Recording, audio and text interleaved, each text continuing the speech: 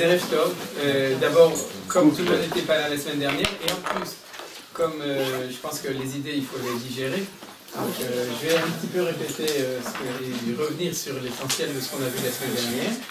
Et suite au conseil de 3 personnes qui m'ont conseillé, qui ont dit qu'ils préféraient qu'on lise le texte en hébreu, c'est-à-dire qu'on voit l'original. Et en fait, ce qu'on va faire, c'est que ceux qui ont la traduction en français, vous pouvez en parallèle regarder, on verra. Et moi, je donnerai une traduction adapté et je ne regarderai pas dans le texte de Benodros, d'accord? C'est-à-dire que ça permet de préserver l'originalité des choses. Mais en principe, vous avez donc la traduction littérale de ce qu'on étudie de ce côté. Voilà, ça c'était en préambule. Maintenant, en introduction, c'est ça. C'est celui-là. C'est celui où il y a marqué le Mahalach Ideot. La philosophie. Bon, c'est pas celui-là. C'est pas celui-là, c'est celui-là. Vous l'avez. D'accord. Ah, voilà. Ce qu'on a vu en fait, c'est que dans une philosophie d'histoire, c'est-à-dire qu'une manière de comprendre l'histoire, quelque chose qui, on pourrait dire, c'est évident au niveau de la tradition juive. C'est-à-dire que l'histoire a un sens, Manitou nous l'enseignait tout le temps, et quand on dit un sens, c'est dans tous les sens du terme, c'est-à-dire qu'elle a un début, une finalité, une volonté de Akadosh Baruch Hu, et voilà.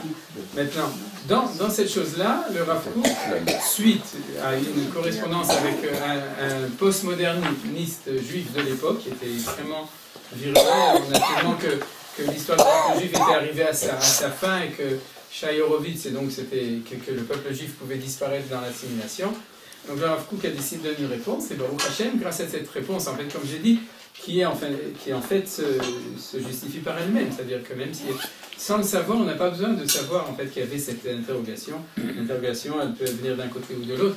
Ce qui est important, c'est de savoir que ce Shai Horowitz a disparu dans les oubliettes de l'histoire, puisqu'on n'a jamais entendu parler de lui et de ses âneries, et que par contre, le Rav Kook, lui, il est toujours étudié, et de plus en plus étudié, et de plus en plus confirmé, parce que ce qu'on va voir d'extraordinaire, aujourd'hui, Bezrat Hashem, c'est que son analyse d'il y a 100 ans, plus que 100 ans, 104 ans, 105 ans, est pertinente aujourd'hui, c'est-à-dire de ce qui se passe aujourd'hui, c'est analysé. Alors, qu'est-ce qu'il a fait le Rav Kook? Il nous a donné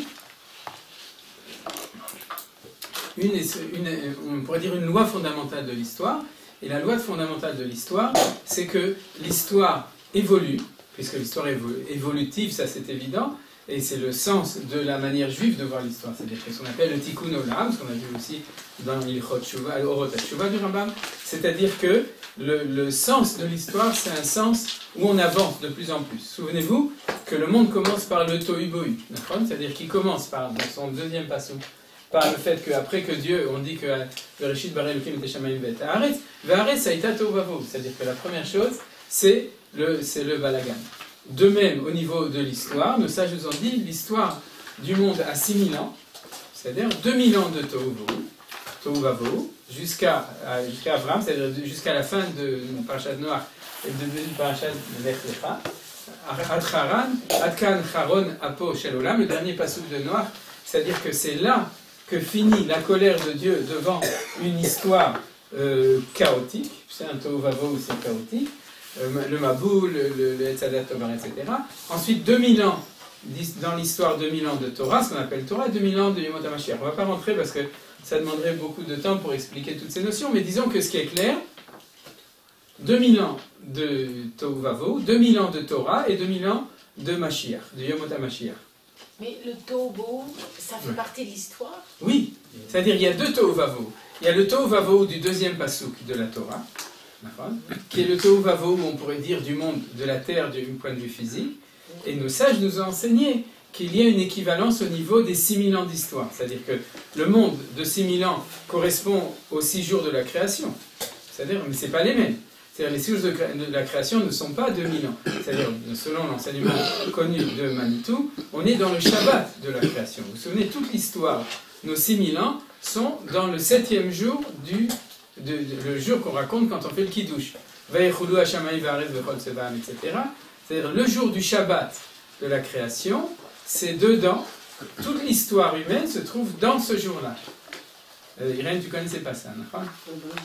Hein, d'accord, parce que je vois. C'est un enseignement extrêmement important de Manitou, Bezrat Hashem. Si vous voulez, si un jour on a le mérite de faire un cours sur l'enseignement de Manitou, alors je vous enseignerai aussi ces choses, ou quelqu'un d'autre. Mais en tout cas, ces 6000 ans font partie de ce Shabbat de Dieu, c'est-à-dire le Shabbat de Dieu de la création. Dedans, il y a 6000 ans. Maintenant, ces 6000 ans, ils reprennent un schéma qui ressemble au schéma des 6 jours de la création. C'est-à-dire, c'est un peu... En fait, c'est des cercles concentriques. De même, souvenez-vous, il y a 7 ans sabbatiques. Dans chaque année, il y a 7 jours de la semaine, etc.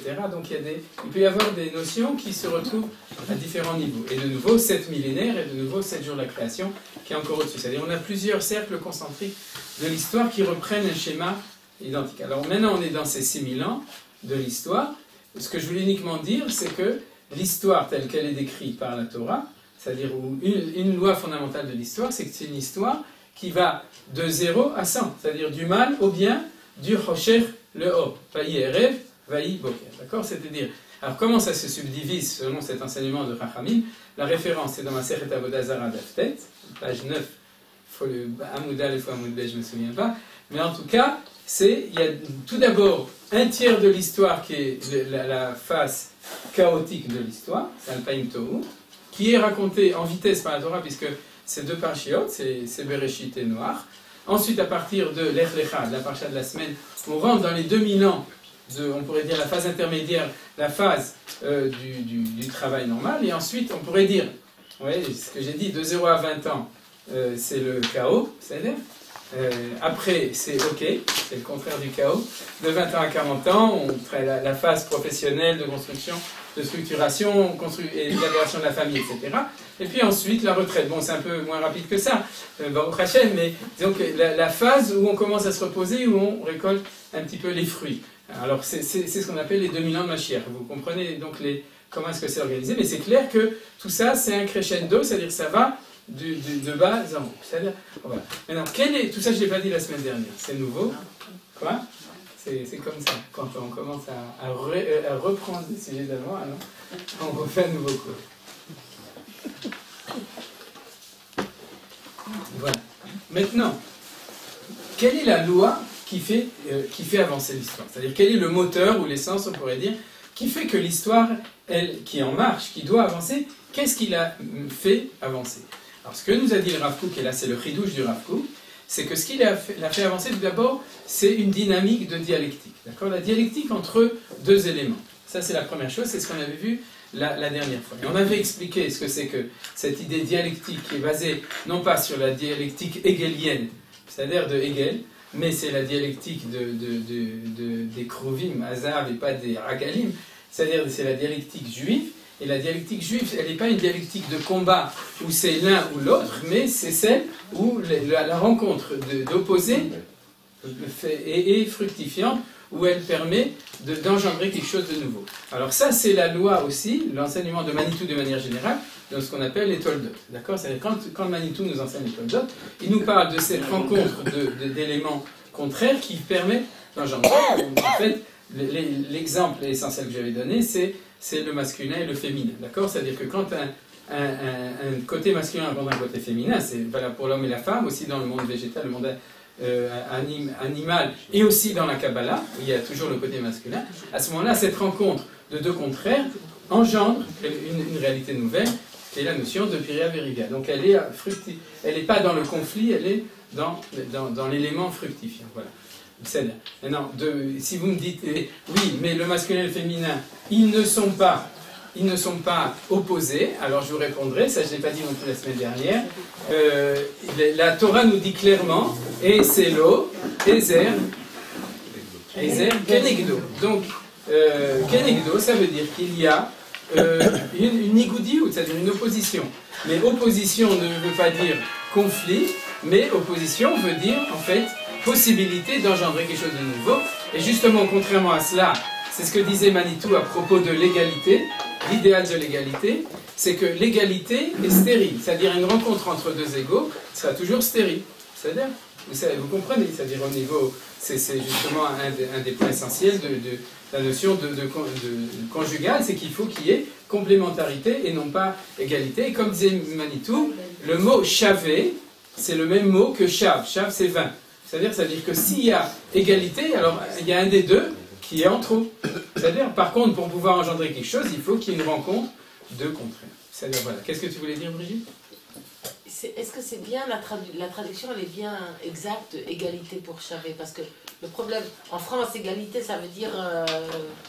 équivalent. Est-ce que c'est pas plutôt différence? Équivalent. Non, équivalent. C'est la même Parce que, t'as dit, il faut pas qu'il y ait égalité. Oui.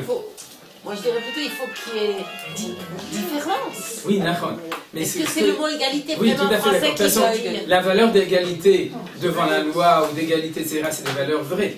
Mais il faut savoir que dans la civilisation occidentale, malgré tout, quand on met en avance l'égalité, oui, on met aussi en avance aussi le fait que pour que ce soit vraiment égal, la différence n'est plus importante. Le plus important, d'accord? Et c'est une des maladies, voilà.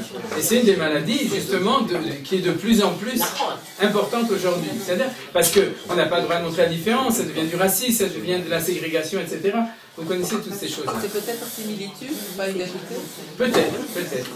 C'est-à-dire, n'importe. Mais d'un autre côté, la traduction classique de Chavé, bon, on se comprend en fait, mais ça racole. En ivric, les choses sont claires, et au niveau des mentalités de civilisation, on comprend très bien qu'il y a une différence fondamentale entre les deux. C'est-à-dire qu'en fait, j'irai dans l'autre sens. Pourquoi est-ce que le monde occidental, spécialement post-guerre mondiale, première, deuxième, etc., a peur de la différence et dans l'égalité, et je pourrais dire dans cette espèce du pluralisme où on n'a pas le droit de ça, parce que pour lui, il a peur que si on parle d'une dialectique, c'est le conflit. Or, il ne veut plus de conflit, il est Shalom Arsham.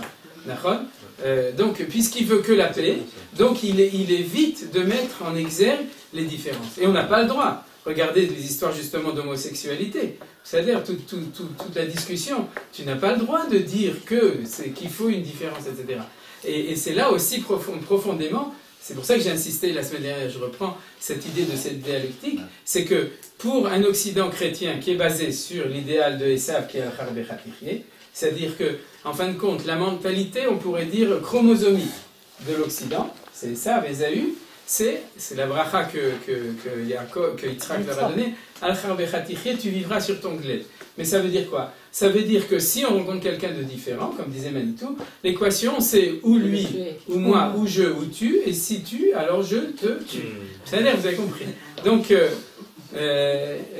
c'est-à-dire que, en fin de compte, dans cette équation qui commence, bon, c'est à nouveau l'explication de Manitou des Toldot, qui commence avec Caïn et Avel, et Esav, il est Shoresh Caïn. C'est-à-dire, il faut savoir que Esav, c'est un Gilgul de Caïn, de même que Yaakov Avinu Ishtam, c'est le Gilgul de Evel. C'est-à-dire que c'est l'histoire qui recommence à ce moment-là. Il faut comprendre que, de nouveau, la question existentielle de Ésaü, et donc, a fortiori, du monde occidental, c'est ou bien je suis dans une dialectique. Regardez, reprenez justement les livres qui parlent comme Hegel de la dialectique dans le monde occidental. C'est toujours une dialectique de conflit qui va obliger l'un à vaincre l'autre. C'est-à-dire c'est ou toi ou moi.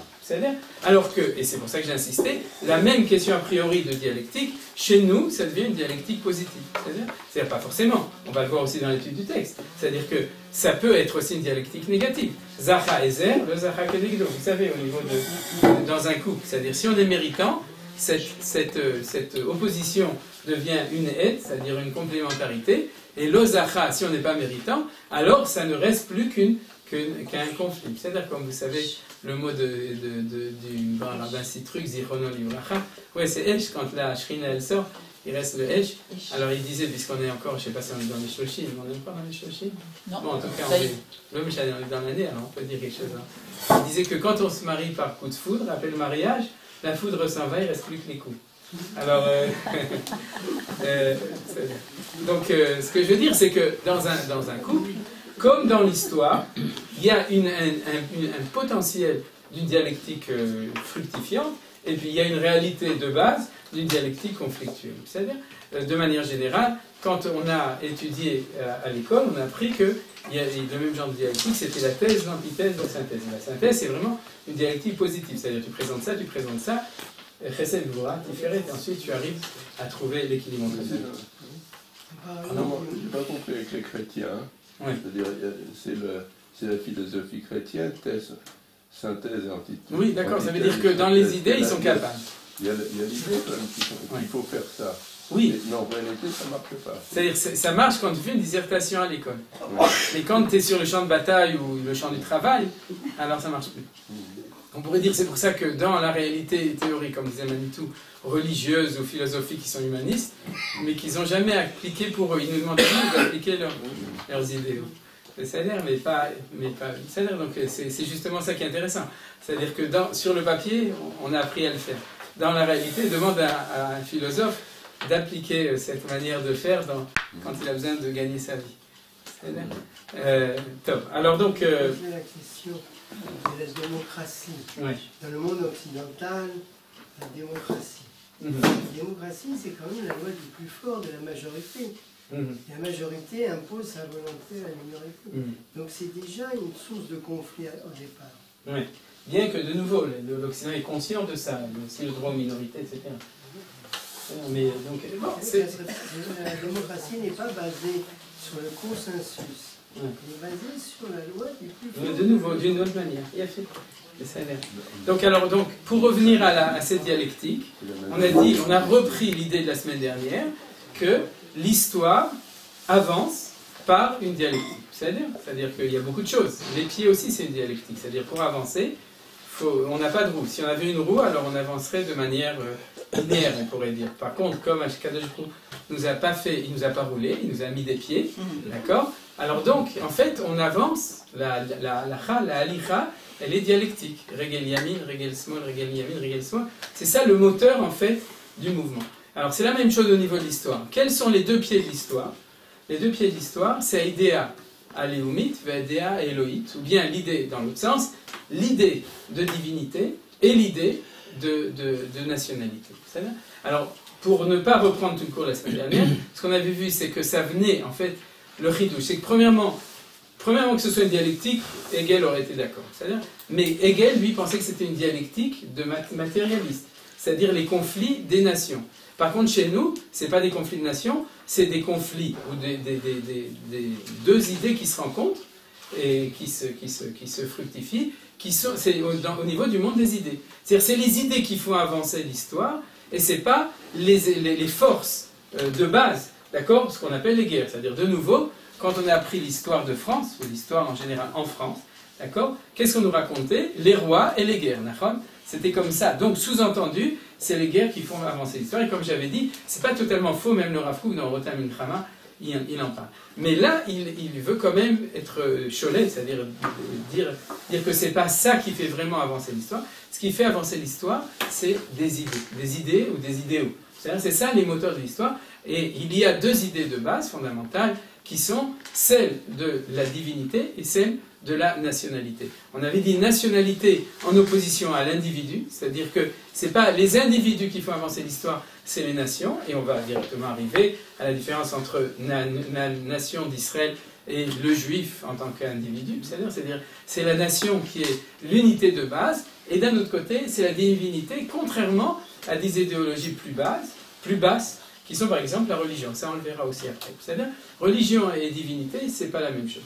Alors voilà. Donc ça, c'est les deux idées qui font avancer le Schmilblick, le regard de Shmuel. Schmilblick, c'est en yiddish. Donc, vous avez dit la divinité et l'autre... et l'autre, c'est la nationalité. La nation. Aïdéa aléoumit, Aïdéa éloït, Vaïdéa aléoumit. C'est-à-dire, maintenant, ce qu'on avait vu, à partir de là, on va avancer dans le texte. Et Bezrat Hashem, aujourd'hui, on continue avec une étude de texte. J'espère qu'on finira, j'espère qu'on va finir ce sujet-là au niveau le premier chapitre du Rav Kook. Et Bezrat Hashem, on a encore 2 semaines, je me suis fixé 4 semaines, pour finir l'enseignement du Rav Kook sur cette idée. C'est-à-dire que cette première étude, c'est l'analyse de cette idée au niveau de l'histoire des nations. Ensuite, il va passer à l'histoire d'Israël. C'est-à-dire, mais pour lui, c'est quelque chose d'universel. Que ce soit l'histoire des nations ou l'histoire d'Israël, c'est cette rencontre, positive ou négative, mais c'est toujours cette tension entre ces deux idées qui va être le moteur du progrès historique, ou au contraire le progrès ou de la régression historique. Alors, ce qu'on avait vu de plus, un petit point important, est-ce que jusqu'à là, on a des... Ça, j'ai fini de résumer un peu tout. Un point important, c'est que le Rav Kook nous avait donné, comme d'habitude, 2 mots essentiels. Pour la nationalité, c'est les besoins de la vie. Pour la spiritualité, c'est le besoin de l'esprit. C'est-à-dire que l'homme est un être pensant et un être aussi spirituel, un être espérant. C'est-à-dire c'est quelqu'un qui pense toujours à améliorer, etc., qui réfléchit, qui voit les choses. Et c'est un besoin au niveau de l'oxygène de l'homme aussi fort que le fait de devoir vivre. Quand on parle de vivre, c'est le travail, la nourriture, etc., le bien-être, tout ça. C'est-à-dire en fait, il y a vie et pensée. C'est-à-dire c'est les deux axes. Et de ce point de vue-là, grâce au fait que le Rav Kook nous a dit que quand on fait une translation de l'individu à la société, alors l'ordre Léoumi, c'est le besoin et l'expression du fait qu'une société est vivante, d'accord? C'est-à-dire elle est vivante comme un être est vivant, et donc elle construit des structures de vie, qui sont les structures économiques, les structures politiques, les structures de justice, les structures justement les routes, je ne sais pas comment on appelle ça, les tashtiyot. Les infrastructures. Donc les infra, c'est en dessous. Infrastructures. C'est ça, comme infra. Voilà, il y a les suprastructures, les structures et les infrastructures. Donc il y a tout ça qui font partie des besoins de la vie d'une société comme la vie d'un individu. Et puis il y a au-delà de ça, pour la société aussi, le besoin d'avoir un sens, c'est-à-dire la marshava. Et ça, va nous dire le Rav Kook, tout ça, ça vient du fait que les sociétés comme les individus ont une neshama, c'est-à-dire ils ont une relation par rapport à Dieu collective qui s'appelle l'idée Elohim. C'est-à-dire, et qu'on a traduit aussi dans la tradition, par le fait que chaque nation a, qu'est-ce qu'elle a en haut dans le ciel? Un sar, voilà, un sar. C'est-à-dire, maintenant, ce qu'il a dit, ça, c'est un ange tutélaire, en bon français. Un génie. Oui, d'accord. Le génie tutélaire, voilà, c'est ça. De la langue. Je ne savais pas qu'il y avait des génies en France, mais d'accord. Et des bons génies. Quoi? Ils sont en haut. Et donc, ce qui a permis à Rav Kook de dire que dans la normalité des choses, l'expression intérieure du nationalisme, de l'idée de nation, c'est plus le regesh c'est sentiment, alors que l'expression du côté de l'idée Elohim, c'est-à-dire le côté divin, c'est au contraire l'intellect. C'est-à-dire que, en fait, et ça c'est un chidouche, parce que comme dit le Rav Kook, aujourd'hui, on est dans une civilisation où c'est exactement à l'envers. On pense que les structures d'État ou les structures de société sont ce qu'on appelle des sciences exactes, ou plus ou moins exactes, c'est-à-dire c'est des choses cartésiennes, rationnelles, alors que quand on parle de religion, ou bien on divague, ou bien on est dans les regachot, dans les sentiments. Or, nous dit le Rav Kook, c'est une erreur, c'est le contraire. C'est-à-dire que le patriotisme, c'est un sentiment. Ce qui fait tenir la structure étatique, c'est-à-dire on pourrait dire ce qui fait tenir les hommes entre eux et leur donne la volonté de faire avancer, c'est plus des regachot, je dis en hébreu, regash c'est des sentiments, c'est-à-dire c'est plus des regachot, alors que par contre, ce qui doit nourrir le côté supérieur, culturel, spirituel, etc., c'est des connaissances. C'est-à-dire, il nous dit bien que ça va dans l'autre sens aujourd'hui. D'accord. Alors, ça c'était le point qu'on avait vu, et on va continuer avec le deuxième paragraphe. Que si vous prenez en français la première page de ce côté-là, ce qu'on va étudier maintenant, c'est le deuxième paragraphe qui s'appelle Origine et essence des religions. Alors comme je vous ai dit, le texte en français vous le mettez à côté et vous regardez, moi j'ai le texte en hébreu, en ivrite. Origine et essence des religions, c'est en ivrite, c'est le deuxième paragraphe, Achana la Rayon Elohim. Vous voyez? Donc, en fait, pour ceux qui ne comprennent pas l'ivrite, le mieux c'est de le lire tout ça en français, d'écouter après ce que je dis. Pour ceux qui comprennent l'ivrite, vous me suivez en ivrite et je traduirai plutôt les mots qui sont importants. Achana la rayon Eloki, je ne sais pas exactement comment faire, mais bon, on va s'arranger. Achana la rayon Eloki nimtzet hi be'eze ofen galou et mispar yashar u'meuvat bechol alevavot shel ha'enushiyut lechol palgotea mishpechotea vegoyea. C'est-à-dire la disposition pour l'idée. On est maintenant dans l'idée Rayon Elohim, c'est-à-dire que dans l'idéa Elohim, c'est-à-dire l'idée de divinité. Alors le Rav Kook dit que la disposition à cela se trouve dans toutes les civilisations. De manière manifeste, voilà, c'est bien, il fait très bien, manifeste ou caché, ou que ce soit droit ou que ce soit tordu. Dans tous les cœurs de l'humanité, quelle que soit leur division, leur famille, etc., ou leur peuple. Bon, j'ai traduit peut-être un peu différemment de ce qui est marqué là, mais ça veut dire quoi? Ça veut dire qu'on n'a pas le droit d'enlever la relation entre Dieu et une nation, à quelque nation que ce soit, même si elle affirme de manière haute et claire qu'elle est anti-religieuse, qu'elle est laïque, ou qu'elle qu'elle a une philosophie de la vie qui n'est pas reliée avec une divinité suprême, etc. Il dit ça ne change rien, ça peut être droit, ça peut être tordu, ça peut être connu ou ça peut être inconnu, conscient ou inconscient, mais en fin de compte, toutes les nations sont nourries d'une relation avec Akadosh Baruch Hu. Est-ce que c'est vrai au niveau des hommes, de l'individu? Est-ce que c'est vrai au niveau de l'individu? C'est évident, d'accord? C'est évident. Mais c'est pas évident quand tu entends les gens parler. C'est-à-dire quand tu entends quelqu'un qui est laïque, vraiment laïque, il te dira que pour lui, Dieu n'existe pas, qu'il n'est pas relié avec Dieu. Alors qu'est-ce qu'on fait? Est-ce qu'on doit le regarder tel qu'il se présente ou tel qu'il est, véritablement? Alors c'est un petit peu embêtant. Il faut respecter son choix, mais il faut savoir que sa neshama, il a quoi qu'il fasse et qu'il dise et qu'il veuille, et qu'il a une étincelle de divinité à l'intérieur de lui, et que si on veut le rapprocher, il faut trouver la manière de faire sortir cette étincelle vers l'extérieur. Quoi? Ce que fait Chabad, ce que fait la Chassidoute, et on doit tous le faire, c'est-à-dire chercher. Quoi? Il reconnaît Dieu. De Parce qu'il se définit par défaut, il reconnaît Dieu. Oui, d'accord, mais ouais, c'est vrai aussi. Mais c'est pour ça que souvent, on n'est pas obligé de prendre pour argent comptant ce que les gens ils disent forcément. Alors, si c'est valable au niveau de l'individu, nous dit Rav Kook, c'est valable aussi au niveau des sociétés. C'est une société qui criera haut et fort, mais pour nous, Dieu n'est pas important, ou n'existe pas, ou n'a aucune incidence. On lui dira, on ne te croit pas. On lui dira, on te respecte dans ton choix, mais en fin de compte, profondément, c'est pas vrai. Ce qui te nourrit en tant que nation, nous dit Rav Kook, c'est aussi l'idée divine. Vous savez, c'est aussi ça. Alors, on continue. C'est ça que je voulais dire. Dans les sociétés, souvent, lorsqu'il y a un refus de reconnaissance de la divinité, ouais. c'est le régime qui prend des accents de divinité. Ouais. C'est-à-dire le régime communiste. Il y a une notion aussi religieuse. Ouais. Le régime nazi, il y a une notion religieuse aussi. Donc, il y a quelque part toujours une notion religieuse. C'est pas une notion, c'est une attitude. Oui. Tout à fait d'accord. C'est-à-dire qu'en fin de compte, on ne peut pas le fuir. Mais on ne peut pas le fuir. Et c'est un peu ce que veut dire le Rav Kook. C'est pour ça que, comme je l'ai dit la semaine dernière, il fait attention à ne pas parler d'idéa datit. C'est-à-dire, pour l'instant, il ne parle pas du tout d'une idée religieuse, il parle d'une idée de divinité, parce que, comme il est en train de le dire, elle va s'installer dans chaque société selon la forme de cette société. Je reviens à l'idée classique de la Kabbalah de Orod Vekelim, qui ressemble à un liquide avec un récipient. C'est-à-dire qu'en fin de compte, la forme du liquide est la forme toujours du récipient, puisque le liquide n'a pas de forme atzmite à lui-même. Donc prenez ça de la même manière. Chaque société telle qu'elle est va donner une certaine image, une certaine forme à l'idée de divinité qui rentre en elle. Mais seulement, nous dit Rav Kook, qu'elle est toujours là.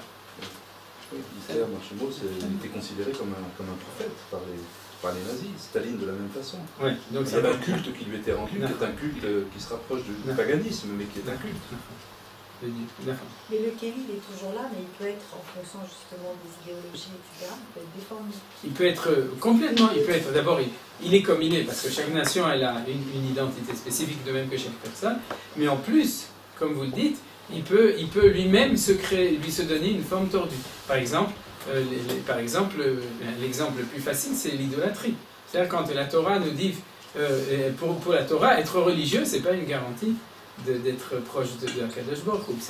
C'est-à-dire que l'idolâtrie, quand par exemple la Avodat HaMolech, le Moloch, quand on tuait des enfants, ses enfants, pour faire plaisir à la divinité du Molech, c'est une abomination, c'est quelque chose de terrible. Il vaut mieux ne pas être religieux que d'être religieux de cette manière-là. Ou bien quand les nations, le christianisme et l'islam, quand ils ont pris le monothéisme, qu'est-ce qu'ils en ont fait? Ils en ont fait aussi quelque chose de relativement abominable, c'est-à-dire qu'on tue tous les gens qui ne sont pas d'accord avec nous, puisqu'il y a un seul Dieu et c'est le nôtre, donc si tu n'es pas d'accord, alors on t'élimine. Donc les pires des abominations peuvent être au nom d'un clic, d'une forme dans lequel s'instaure l'idée de divinité. Au nom de l'amour, en plus. Et alors, en italien, ça va mieux, on comprend. Alors, datot, verikshe munashoni. C'est-à-dire que cette idée de divinité, elle crée des religions et des sentiments de croyance divers et avariés. C'est-à-dire, on rajoute, c'est-à-dire shoni, c'est divers. Donc, des sentiments de croyance, c'est pas forcément des religions. Sdarim, des ordres, des ordres, pas les ordres comme je rentre dans les ordres, mais c'est-à-dire qu'elle crée une organisation de la société, venimusim, et nimus en hébreu moderne, c'est la politesse. Mais là, c'est pas du tout ça, on va voir comment est-ce qu'il traduit. Des mœurs, très bien, très bien. Des mœurs et des coutumes, c'est-à-dire tout ce que l'anthropologue cherche, pourquoi la société se conduit d'une manière ou d'une autre, nous dit le Rav Kook souvent, c'est l'idée de divinité qui rentre dans certains inclus d'une certaine société, qui va créer. Alors l'exemple que vous connaissez tous, c'est pourquoi est-ce que quand on dit bonjour à quelqu'un, on lui donne la main de cette manière-là. Pour montrer qu'on n'a pas d'épée, je qu'on n'a pas d'épée, qu'on n'a pas d'arme, d'accord ? C'est-à-dire que pour lui dire qu'on n'a pas d'arme. Et si on est gaucher, qu'est-ce qu'on fait? Alors, on sort l'arme de l'autre côté, c'est l'histoire de Wood Ben Gera avec Eglon Melech Moab. C'est comme ça qu'il a fait, il a montré la main droite et ensuite il a tiré avec la main gauche. C'est-à-dire, mais c'est un signe. Donc, il y a quelque chose de beaucoup plus profond. Les gens disent, oh, c'est comme ça, on fait comme ça parce que c'est comme ça. Pas du tout. Si on fait ça, c'est pour dire qu'on n'a pas l'intention de tuer, c'est shalom. On n'a pas l'intention de poser une idée de moralité, une idée de reconnaissance de l'autre. Donc, on est de nouveau dans une coutume qui a l'air de n'importe quoi, mais qui a un sens. Et dans le fond, dans tous les us et coutumes et mœurs des sociétés, souvent, d'ailleurs les anciens le savaient, souvent on ne sait plus du tout, mais il y avait toujours un sens qui est, comme dit le Rav Kook, souvent relié avec quelque chose de divin. On continue.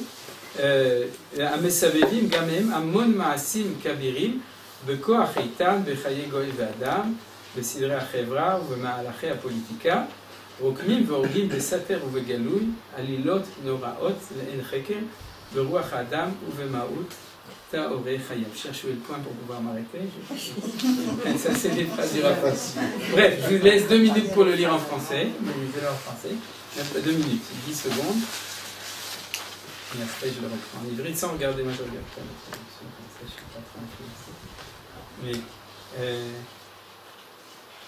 donc, le Rav Kook a utilisé aussi le mot de politique, c'est-à-dire que c'est ça qu'il nous est en train de dire. Sachez que cette idée de divinité, puisqu'elle rentre dans chaque nation telle qu'elle le veut ou telle qu'elle est, d'une certaine manière, c'est elle qui est le moteur d'énormément de forces, de processus politiques, d'organisation de la société, et c'est toutes ces forces dans la vie de l'individu et du peuple, etc. Et de manière seter ou begalou, de manière cachée ou de manière révélée, c'est elle qui, de manière infinie, c'est elle qui en fin de compte, qui motive toutes les halilot, comme on dit, c'est marqué ici, c'est-à-dire toutes les... Initiative. Il traduit par initiative. Par initiative, je dirais que c'est quoi? Les actions, ou dans un roman, toutes les... Intrigues. Toutes les intrigues. Les intrigues. Voilà, Les intrigues. C'est-à-dire c'est les intrigues. C'est-à-dire que c'est en fin de compte tout ce qui fait tous les moteurs de l'histoire. Donc qu'est-ce qu'il nous dit? Il nous dit c'est énorme et c'est extrêmement important. Ne médite pas que la religion c'est l'opium du peuple ou c'est le besoin psychanalytique des gens en face de leurs angoisses, etc. Il ne dit pas du tout. On est devant une lumière infinie de divinité qui est en train de faire avancer les sociétés. Alors on continue. Elehem shlave atnua letzad ההשתלמות של הרעיון האלוקי והתבררותו ומעוף ההתנסות אל החיים המלאים בלשד מקוריותם בהווה ובנצח. Alors dit Beno, ce sont là les étapes d'un mouvement qui conduit au progrès de l'idée divine, à son affinement et à son élévation vers une vie de plénitude d'authentique vigueur dans le présent et pour l'éternité. Alors qu'est-ce que voulait dire ici le Rav Kook? D'abord, les étapes d'un mouvement. Les étapes d'un mouvement, c'est les mouvements historiques réels, tels qu'ils ont été écrits dans l'histoire et tels qu'on les voit. C'est-à-dire qu'ils sont nourris par cela. Mais dire, in fine, en fin de compte, tous ces mouvements, c'est pas que l'idée divine, c'est une idée statique qui nourrit tout ça et qu'elle-même reste dans son piédestal divin, mais elle-même a besoin d'évoluer, d'être corrigée, d'être affinée dans l'histoire de l'homme. C'est-à-dire qu'en fin de compte, on est en train aussi de la libérer du carcan, de l'idolâtrie, de la violence, etc., de toutes sortes de choses qui sont des manières primitives de recevoir l'idée de divinité, et on est en train d'arriver. Par exemple, un exemple qui n'est pas traité ici, mais qu'on verra dans un autre sujet, c'est que, le Rav Kook nous dit, le fait que le monde occidental est dans une phase justement laïque, une phase anticléricale, chilonite, on pourrait dire, c'est parce qu'on est en train de se nettoyer des scories de la religion telle qu'elle était avant dans le temps de Galout. Et pour pouvoir permettre à la religion, on pourrait dire, authentique de retourner vers la divinité comme il faut en temps de Géoula, on est obligé de passer par un dry cleaning, par une période intermédiaire de nettoyage qui est le passage par la laïcité. C'est-à-dire, vous avez compris, donc tout ça, c'est des stades qui nous permettent d'arriver, comme nous dit le Rav Kook, donc, d'authentique vigueur dans le présent et pour l'éternité. C'est-à-dire de cette idée éloquée. On est en train, en fin de compte, de construire la manière dont l'homme est le réceptacle de la présence de Dieu dans nous. Voilà. Est-ce que vous avez des questions? Oui, mais il faudrait que ce soit un nettoyage à sec. C'est ça. Il faut que ce soit à sec et c'est trop mouillé. Ouais, c'est bon. Vous avez beaucoup de larmes, c'est ça que tu veux dire. Est-ce qu'on peut dire qu'une société ne peut pas vivre si elle n'a pas un idéal? Absolument. Ça peut être un idéal divin, ça peut être un idéal laïque, ça peut être un idéal in gold trust. C'est aussi un idéal. C'est une ingérence dans les élections aux États-Unis. C'est oui, on va tout de suite le voir. J'ai même pas besoin de vous le répondre parce que c'est ce que le Rav Kook va tout de suite dire dans le paragraphe suivant. Oui. Peut-être je ne vais pas poser trop de questions, mais si, mais si on est là pour justement ça. Parce qu'on parle de la nation. Ouais. Donc une nation, pour vivre, effectivement, elle a besoin d'une idée transcendante, d'une image positive d'elle-même aussi, même si elle est mythique, etc. Donc de quelque chose qui transcende. Mais aujourd'hui, justement, on est dans ce fameux poste, et notamment post-nation, parce que ça aussi, on cherche à l'éliminer. Bien fait. C'est les deux paragraphes suivants. C'est pour ça que je tiens à les étudier comme il faut. C'est aussi en référence à ce que vous avez dit. C'est-à-dire maintenant, on va rentrer. Jusqu'à maintenant, on était dans les principes généraux. Et encore une phrase de principes généraux, et ensuite, on va rentrer dans l'analyse historique réelle de l'histoire des nations. Mais Dafka, le Rav Kook, il va faire, après la phrase qu'on va voir, il va sauter au XXe siècle. C'est-à-dire, il va directement sauter à notre temps. Alors, Belerta, je prends le paragraphe suivant, chez Benobros, c'est donc le paragraphe et agencement, etc. Belerta mi ma'ala le mata, mi mata le mala. C'est-à-dire que lorsque cette idée de divinité va de haut en bas et de bas en haut, comme disait si Dieu a fait l'homme à son image, l'homme le lui a bien rendu. Vous connaissez qui est-ce qui avait dit ça? Montaigne, Voltaire, quelqu'un avait dit ça. C'est des philosophes français. Vous ne connaissez pas? Alors dites-moi qui l'a dit. C'est Voltaire, je pense que c'est Voltaire. Oui. D'accord. C'est-à-dire que l'homme a fait Dieu à son image, c'est l'idée de divinité de haut en bas. Et l'homme lui a bien rendu, c'est l'idée de divinité de bas en haut. C'est-à-dire que nous aussi, quand on est récepteur de l'idée de divinité, on la dessine comme on veut. C'est-à-dire, Cholela Achanazo, et puis il y a une rencontre entre les deux. En physique, on connaît ça dans les mouvements ondulatoires, etc., de quelque chose qui va dans un sens et dans l'autre. Cholela Achanazo. Donc cette préparation à l'idée de divinité, elle a établi, construit Mechonot Leumiyot Shonot. Différents systèmes nationaux, Mechouvanot le Matzava, qui sont orientés vers leur situation, Bechol Kibbutz Enoshi, dans chaque rassemblement humain, ou Bechol Matzav géographique, et dans chaque contexte géographique, le Firkam, selon leurs valeurs. Je continue pour expliquer. Imatza, elle a trouvé Tamik toujours, Yele Marshim Chomri. Des kelim, donc des kelim, je ne traduis pas chomri matériel, chez Kfar Ispikou le chonen les echomerafé, qui avait déjà eu le temps de construire une matière molle, pas encore vraiment très dure, les fachot au moins, les tarsis amami, pour pouvoir permettre, comme base populaire, va l'aider à Shpa'ata et par son influence à Eliona supérieure, Noufra Nishmat Chaim Beoto Golem. Alors, il y a une âme vivante qui a été insufflée dans ce goylem. Goylem, c'est quoi un goylem? Nous aussi, c'est un goylem. Un goylem, c'est une matière de corps quand la neshama n'est pas encore entrée. C'est-à-dire, c'est comme le... Un robot? Oui, non, un robot, c'est-à-dire... Non, c'est quand Hachem, il a fait l'homme, l'Adam, alors il a rassemblé la terre, c'était un golem, et ensuite il part Bapav Nishmatrem. Le golem, c'est toujours la matière avant que le nefesh ou la neshama rentre dedans. C'est-à-dire, quand on dit qu'un est un golem, c'est qu'on lui dit qu'il n'a pas de... Il n'a rien dans la tête. Quoi? Ouais, il n'a rien dans la tête, mais voilà, pas. On dit pas qu'il n'a pas de Neshama. Non, Chazé Shalom, c'est dans la sagesse populaire. Mais non, le golem, on lui a mis une force vivante dedans, le golem de Prague, etc., c'est encore autre chose. Mais le golem, c'est une matière physique, un corps sans Neshama. Avant, pas après qu'il soit mort, c'est avant, c'est ce qui a précédé. Donc, pour les chenilles, c'est le cocon. C'est quoi? Le cocon. Voilà, le cocon, exactement. Au niveau du machin, c'est ah, mais en hébreu moderne, le golem. Le golem, c'est le cocon. Voilà, c'est avant que le papillon sorte. Mais j'ai évité de parler de ça parce qu'il est déjà vivant. Mais c'est vrai que par rapport au papillon, relativement. Et Chomer Gelem, c'est la matière première. Maintenant, ce qui est important dedans, qu'est-ce qu'il est en train de nous dire? Il est en train de nous dire que chaque fois qu'une société, même de manière la plus primitive, s'est organisée en tant que société, c'est-à-dire au niveau, vous savez, de l'histoire, c'est-à-dire que les hommes qui étaient vivaient en individus, en famille, en petites troupes, se sont organisés en société, alors automatiquement, dès que ça commence à exister, alors il y a une image de la divinité qui s'est mise dedans, toujours selon l'image que j'ai dit du Kli, et du Or, c'est-à-dire de cette lumière dedans. C'est-à-dire dès qu'il y a une société qui s'organise, automatiquement, elle reçoit, puisqu'elle est vivante, elle reçoit son identité, on pourrait dire spirituelle, son Inyan Eloki à elle, telle qu'elle est. Elle dit même quand cette matière, elle était encore, disons, Rafa, c'est-à-dire encore elle n'était pas encore endurcie, elle n'était pas encore structurée, on peut dire.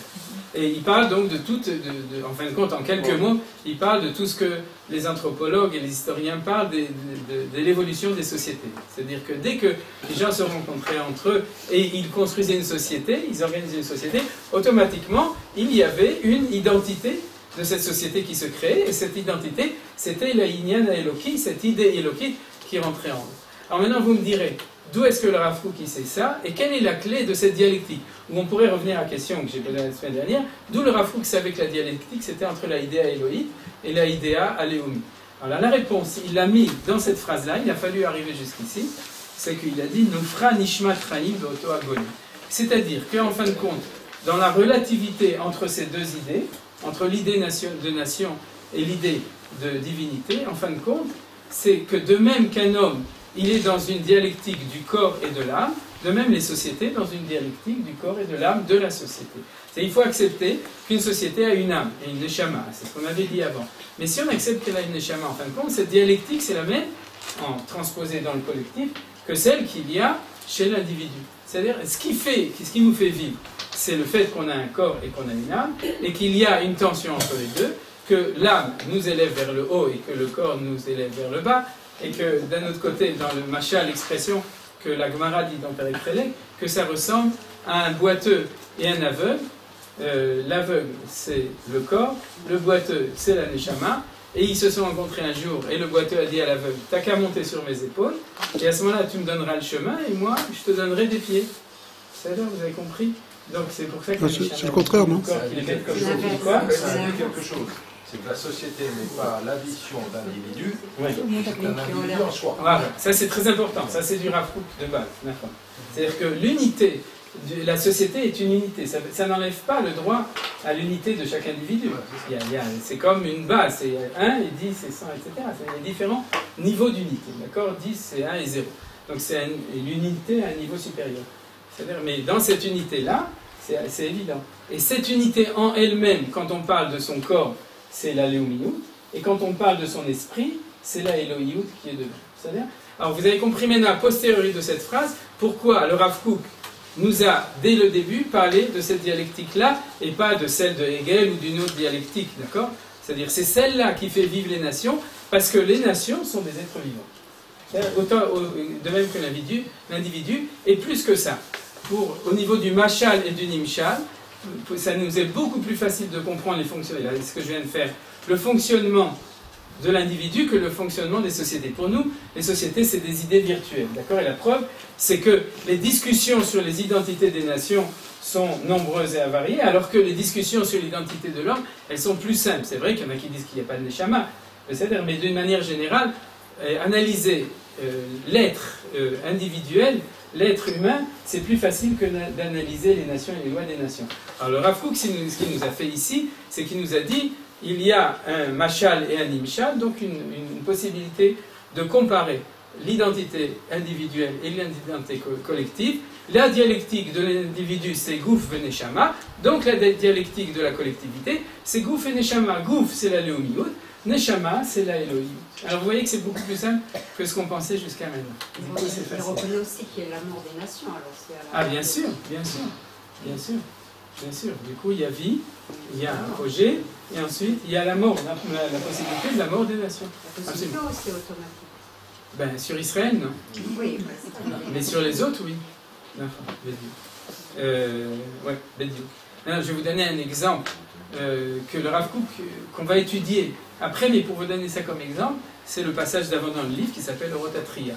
Quand on vous parle, et j'en avais déjà parlé, de résurrection des morts, et qu'on prend n'importe qui, de quoi on parle? Résurrection des morts, donc on prend un individu qui est dans son kever, qui est enterré, et qui va un beau jour toquer et sortir, et puis les os vont s'assembler, ensuite la chair, ensuite la peau, et ensuite la neshama, le neshama la malère, et on va revivre. C'est de ça qu'on parle quand on parle de résurrection des morts. Qu'est-ce que nous dit le Rav Kook? C'est le mashal. Quel est le nimshal, c'est-à-dire l'idée de triatamétim essentiel? C'est la résurrection de qui? De la nation. De la nation. Et comment on peut le comprendre? Que si on a compris que la nation est une unité vivante de la même manière que l'individu. Alors, on ne le comprend pas tellement. Et du coup, il n'y a plus de question pourquoi on revient en Israël. Parce que pourquoi on revient en Israël? Parce qu'on est tous des molécules ou des atomes de ce corps global, et chaque fois qu'il y en a un qui revient, alors on dit Baruch Ata. Le Ta, c'est la cellule. Et aussi Baruch Ata Hashem. C'est-à-dire qu'en fait, ce processus de Shivat Sion, c'est la résurrection du corps de la nation, et dès que le corps revit, alors Noten Neshama la Amalea, alors il y a Neshama. Vous voyez que cette pensée, c'est l'essentiel de la pensée du Rav Kook, cette possibilité de penser.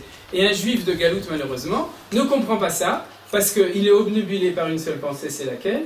Au niveau de Triatamétim, de la résurrection individuelle. Il n'est pas capable de penser dans des catégories collectives en général. C'est pas de sa faute. On va étudier pourquoi ça lui est arrivé. Nous aussi, ça nous arrivait quand on était là-bas. C'est pour ça qu'il n'y a pas de problème de don d'organes. Pourquoi? Ah, au niveau du peuple juif. Zéia fait ce que tu dis. Oui. De toute façon, il n'y a pas de problème. Mais de dire ça, de dire que tout le peuple juif est un seul corps, ça c'est vrai. Mais chaque individu est quand même une unité. C'est pas ton pied ou ta main qui fait partie de l'unité, c'est toi. Comme dit le Yerushalmi, je vous l'avais déjà cité, pourquoi est-ce qu'on n'a pas le droit de se venger? L'otikom ve l'otitor. Vous connaissez, n'est-ce pas? L'otikom, on n'a pas le droit de se venger quand un autre juif nous a fait du mal. Et pourtant, c'est la chose la plus logique. Donnant, donnant. C'est-à-dire, pourquoi on n'a pas le droit? Le Yerushalmi dit, mais tu sais pourquoi? Parce que si jamais, avec ta main droite, tu es en train de couper des légumes, et que par erreur, tu te fais mal à la main gauche, est-ce que la main gauche va prendre le couteau pour couper la main droite? Oui ou non? Non. Pourquoi? Parce qu'il a le sentiment de l'unité de son être. Donc, ça ne lui viendra pas à l'idée. Alors, c'est pas que si on a envie de se venger, c'est qu'on est un juif pratique et qu'on n'est pas assez les Vous savez, on n'a pas le sentiment de cette unité. Alors bon, c'est un travail, mais c'est de base sur laquelle est basée cette idée-là. Donc c'est clair, c'est-à-dire maintenant ce qu'on a compris, c'est que chaque nation est une unité, comme tu l'as dit, c'est-à-dire une unité, et dans cette unité, c'est une unité qui a deux étages, l'étage corporel, et comme on a dit, le corps c'est la vie c'est les régachot, c'est les sentiments, etc., et une valeur spirituelle, c'est cette neshama, et c'est chelek elokam ima'al, c'est-à-dire la partie qui fait partie, qui est le côté divin. Oui. C'est écrit dans la Torah Ata, oui. C'est tout le peuple. Quand c'est Atem, c'est chacun individuel. Oui, parce que Manitou disait. On dit Ata, on croit que c'est toi individuel. Et Atem, c'est l'ensemble. Et c'est l'inverse. C'est Manitou, ça. C'est Manitou. Mais c'est Beshem Rav Tziyuda. C'est Rav Tziyuda Kohen Kook, mais Manitou qui était sur Favruta, il le disait. C'est-à-dire que dans la Torah, c'est dans l'autre sens. C'est-à-dire que quand on parle au pluriel, on s'adresse à chaque individu. Quand on parle au singulier, d'Aber et le Ben Israël, c'est qu'on s'adresse à la nation. C'est certainement pour tromper l'égoïsme. Quoi? Quand tromper l'égoïsme et tromper l'égoïsme. les deux ensemble. Alors, Ahefetz, Amert, Ahamanut, Adimion, Veasechel, Soche Achaim, Bechol, Netiot, Aruach, Bichlal, Itlagdu, Yachal, Vayu, le Ruach Kvulia. Alors, si vous êtes d'accord, je ne traduis pas cette phrase, et vous n'êtes pas obligé non plus de la lire, ça veut dire qu'en fait, c'est comme ça que les nations sont devenues vivantes, c'est-à-dire par le fait qu'ils ont reçu une shama quand ils ont construit un corps. Vayakumulanu, et se sont levés pour nous, Kibbutzim, Chevratim ou Leumim, des ensembles sociaux et nationaux, lorsque nous les regardons avec les yeux bien ouverts, c'est-à-dire qu'on a les éléments d'analyse que le Rav Kook est en train de nous donner, nous voyons, et kol asibot achazakot, aolchot ou mashpiyot, al sidre avayatam vechayem, toutes les raisons, les fortes, qui font qu'ils ont influencé sur l'organisation de leur être et de leur vie. C'est-à-dire qu'en fin de compte, maintenant qu'on a les éléments d'analyse, alors il faut reprendre toute l'histoire universelle, et on verra qu'on va pouvoir analyser dans chaque civilisation, à chaque moment de son histoire, qu'est-ce qui a fait qu'ils ont fait telle chose ou telle chose, en fonction de cette analyse de ces deux forces-là. Shen Kula, qui sont toutes Nimzagot, Venivlalot, elles sont mélangées et intégrées, Me'er Sherapnimi, de la prédisposition intérieure, chez le Mizou, de l'unification, à Rayon Eloi, de l'idée divine, Imaneti Akibutzit, chez Batsura Alemi, avec la tendance au rassemblement qui est dans la forme nationale. C'est-à-dire que l'homme est un être social et il veut se rassembler. Et il dit donc que si jamais maintenant tu as cet élément, tu peux réécrire un nouveau livre d'histoire universelle et à chaque événement, alors tu vas l'analyser en fonction de l'analyse de Rav Kook. Alors s'il y a quelqu'un qui s'intéresse à l'histoire et qui veut réécrire toute l'histoire, ben, je te regarde, mais c'est pas... tu vas préférer pas regarder. Écoute pas. Et qui veut, je suis prêt à l'aider un petit peu, parce que c'est un scandale que dans les écoles en Israël, et à force les écoles juives et religieuses, on n'étudie pas l'histoire de cette manière-là. C'est-à-dire qu'une fois qu'on aura fini ce Mahamar, on aura assez d'éléments pour pouvoir réécrire un livre d'histoire qui va analyser les événements de la manière dont le Rav Kook nous les analyse. C'est-à-dire pourquoi c'est arrivé, parce qu'à ce moment-là, telle chose et telle chose. On va avoir maintenant deux exemples. Omnam, le premier, Acharé, le premier, je vais vous dire, a priori, à partir de cette phrase, c'est pas marqué dedans, mais à mon humble avis, le Rav Kook maintenant parle, premièrement, du communisme, et ensuite de la société occidentale libérale, c'est-à-dire pas communiste, mais libérale, d'accord ? Il était, comme je vous l'ai dit, il vivait à ce moment-là. À partir du mot Omnam, maintenant, il va nous faire, jusqu'à la fin de ce paragraphe, une analyse de cette dialectique au niveau des sociétés en fait communistes, qui étaient à son époque Zichronam Livracha, au Shelo Livracha, en tout cas ils sont plus là, ouais, ils en avaient leur linge zal en famille, et donc et ensuite de la société moderne, et là il parle plus longtemps de la société libérale, et là-dessus il en met une tartine, c'est-à-dire en deux paragraphes, où on va voir aussi la précision et la pertinence de son analyse. Il nous donne un exemple, voilà, je t'ai donné une clé. Alors maintenant, regarde comment est-ce qu'on va analyser l'histoire avec ça. Omna machare sheyarda acharona la reshet eretz itrachava veitamtsa. C'est-à-dire que l'histoire moderne, elle est l'histoire que l'idée de nation, là, et quand elle s'est développée pour on pourrait dire, pour conquérir la terre, itrachava veitamtsa, elle s'est élargie et elle s'est renforcée. C'est-à-dire quoi? C'est-à-dire qu'on se trouve dans le monde moderne dans un phénomène de déséquilibre entre l'élargissement de l'idée de nation par rapport au fait que l'idée de divinité est restée en fin de compte restreinte. Vous avez compris ce que je veux dire? C'est-à-dire qu'en fin de compte, je vais vous donner la clé pourquoi. Ça fait 2000 ans qu'il y a Esther Pani, vous savez. C'est-à-dire que Dieu se cache, vous savez, depuis la destruction du temple. Alors depuis le temps de la destruction du temple, et même 500 ans avant la disparition de la prophétie, nous dit le Rav Kook qu'on est dans un phénomène universel, lequel c'est que d'un côté les sociétés continuent à évoluer, mais leur idée élohite reste petite. C'est comme le costume que j'avais à la bar mitzvah. Si jamais je voulais aujourd'hui, je me disais, et si je le remettais ce soir, et que je me mettais avec, je dirais que mon grand-père Zichrono Livracha qui me l'avait cousu, d'accord? Okay. Alors, il m'avait pris pour un clown, pour un leitzan, comment on dit ça? Ouais. Pour un clown, parce qu'il m'avait fait un habit qui arrivait jusqu'ici, et les pantalons, la même chose, d'accord? Mais c'était pas vrai. À l'époque, ça allait, et aujourd'hui, on est dans une situation de déséquilibre nous dit le Rav Kook, entre la taille ou le progrès de l'idée divine et le progrès de l'élargissement de l'idée de nation. Vatiknela, et donc je continue dans le texte, Vatiknela avayash lema vechativa miyuchedet. Et du coup, petit à petit, l'idée de nation va s'émanciper de l'idée de divinité parce qu'il va dire, je peux me débrouiller tout seul. C'est-à-dire, un imistader levat, j'ai pas besoin de toi, puisque de toute façon, tu me donnes pas grand-chose. C'est-à-dire, comme des parents qui donnent un shekel chaque jour à son enfant, quand il a 8 ans ou 6 ans, ça va, et puis quand il a 30 ans, à ce moment-là, l'enfant dit, c'est-à-dire le van, j'ai plus besoin de recevoir un shekel par jour. C'est-à-dire, l'ifamim, gam penase kocha, alors, phénomène suivant, il est en train de décrire le phénomène évolutif, penase kocha litnatek mishoresh ribura yesodi.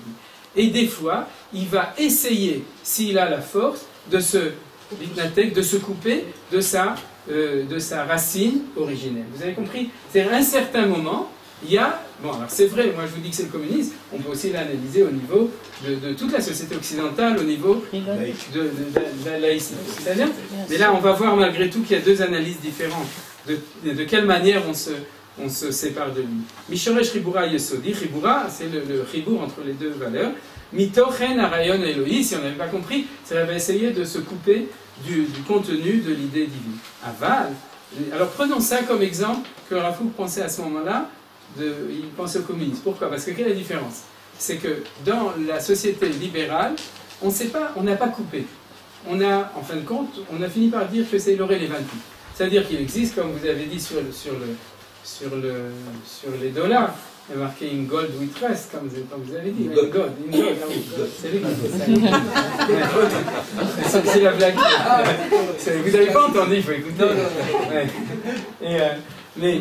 Mais c'est-à-dire, l'élément religieux, au niveau du bout des lèvres, il existe dans le monde. Par contre, dans la société communiste, il y a eu un combat, c'est-à-dire contre l'idée religieuse.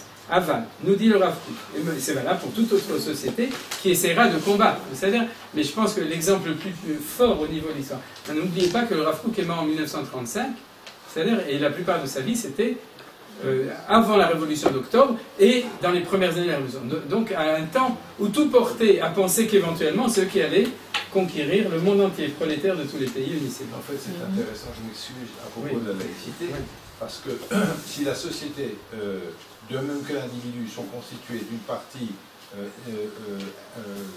matérielle et d'une partie divine, dans la société laïque, on reconnaît parfaitement la constitution de l'individu d'une partie matérielle et d'une partie divine, mais on retire de la société proprement dite la partie divine. Très bien, Kolakavod. Et vous le verrez dans l'introduction de Beno aussi, si vous lisez dans son introduction.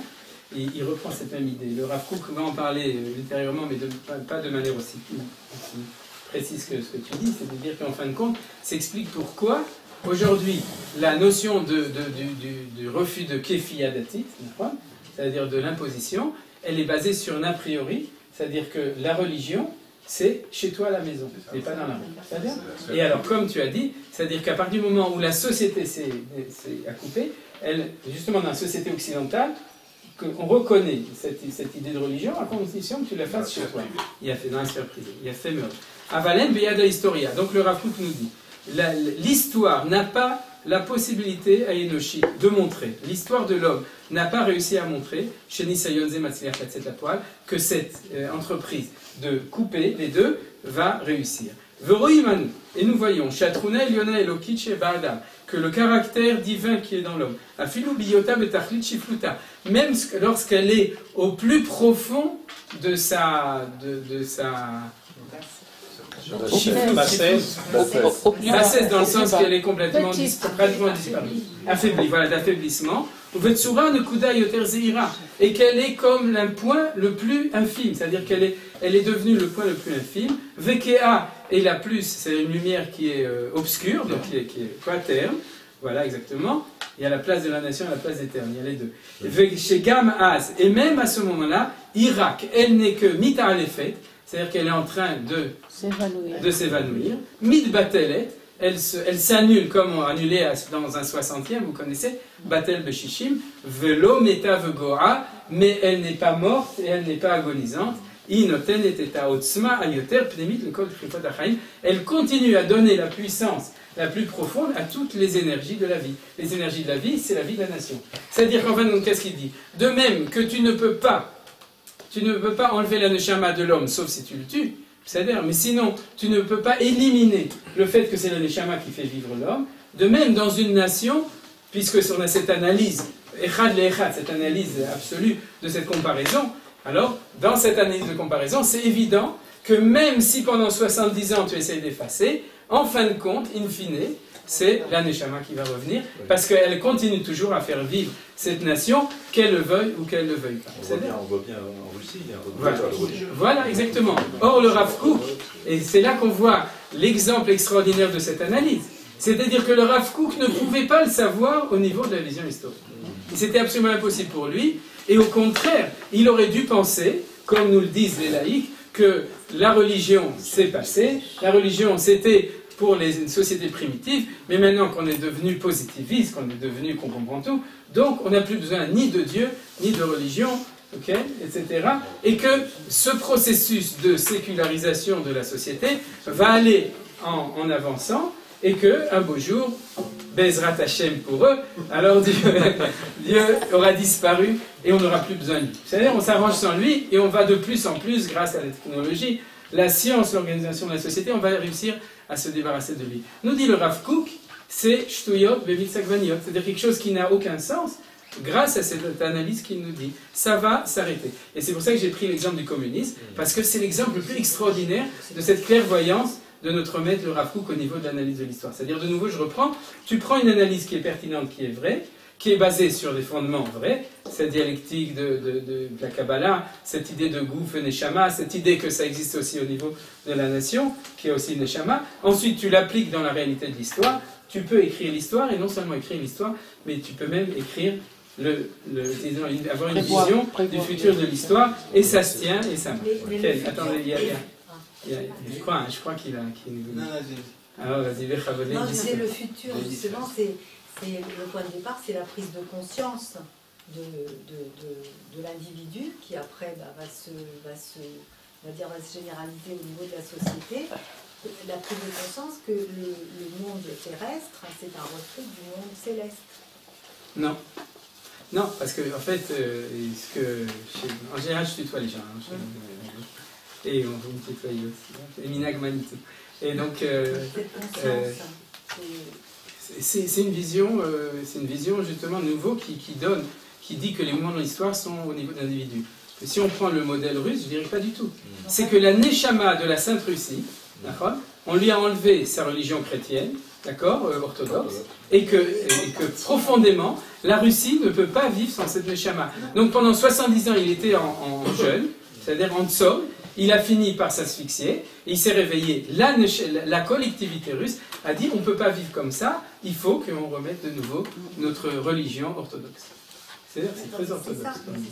C'est ça la vision du futur, justement. Que le Rav Kook a donné. Mais ce n'est pas les individus qui l'ont fait. Ce n'est pas Mikhail Gorbatchev, et ce n'est pas le Moujik qui était dans sa ferme, c'est la Russie en tant que nation, qui a eu besoin de retrouver son identité religieuse personnelle. Les Juifs l'ont pas mal aidé, Baruch Hashem. C'est-à-dire comme d'habitude. D'avoir compris tout à l'heure que madame avait dit avec votre accord, pourtant les nations elles peuvent mourir. Oui, si tu continues en asphyxie, tu finis par mourir. Il n'y a plus d'histoire, donc s'il y a... Non, parce qu'il y a d'autres nations.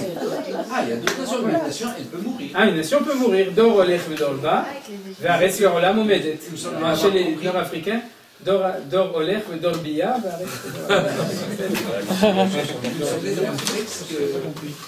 cette existence, elle est éternelle. Non, justement, c'est ce qu'on a dit. Aussi bien pour les êtres humains que pour les... Non, elle n'est pas éternelle, mais tant que Dieu n'a pas été gozer sur une nation qu'elle meurt par vieillesse ou pour asphyxie ou par suicide, ou par méchanceté, etc., si elle a encore un temps d'histoire de vie, c'est-à-dire comme un individu, à ce moment-là, et s'il est en état d'asphyxie puisqu'il a des réflexes, alors il va sortir sa tête de l'eau pour respirer. Et c'est ça qui s'est passé au moment de la chute du mur de Berlin. Il s'est passé la même chose aussi en Espagne avec le franquisme aussi. Il y a énormément de prêtres qui ont été tués par par les troupes de Franco, et après il y a un retour aussi vers le christianisme aussi. Exactement, on a d'autres exemples. Après le départ de Franco. Quelqu'un d'autre voulait encore dire quelque chose? Non? Alors on va s'arrêter là, bien qu'on n'a pas fini. Mais vous savez que la suite, il y a le suspense, la suite au prochain numéro. C'est la semaine prochaine, on va finir ce texte. Il n'y a pas de cours la semaine prochaine. Ah non, bon, c'est Manitou.